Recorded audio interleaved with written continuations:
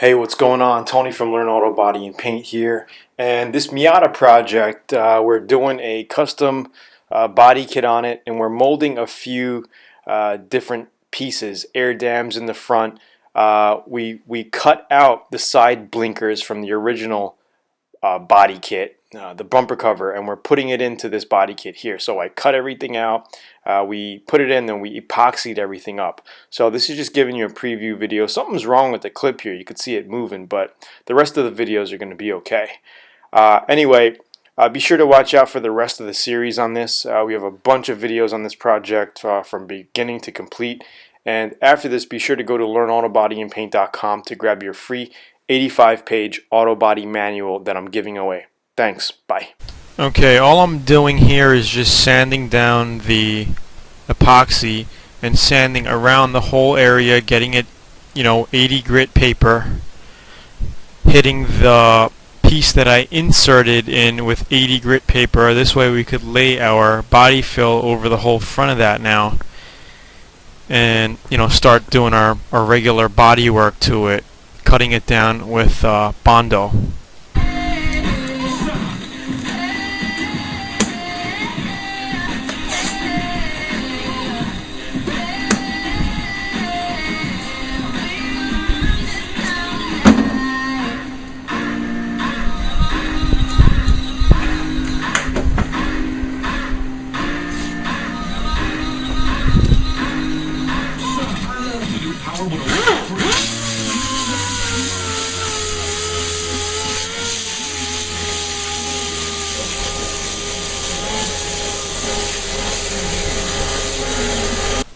So ideally what you want to do is take the light out if you feel like you're going to scratch it or if it's in your way. Just go ahead and pop the lights out and stuff. You may have your bottom bumper cover off. This would be easier to get to it. But you could also do it like this if you're comfortable with the machine. So just keep your DA flat at all times. And feather the edges. As long as your DA is flat, you're going to be able to see high and low spots, but you need to keep your DA moving around the light and left to right and up and down. Just kind of see the way I use the DA. If you're not comfortable, use the hand block with 80 grit.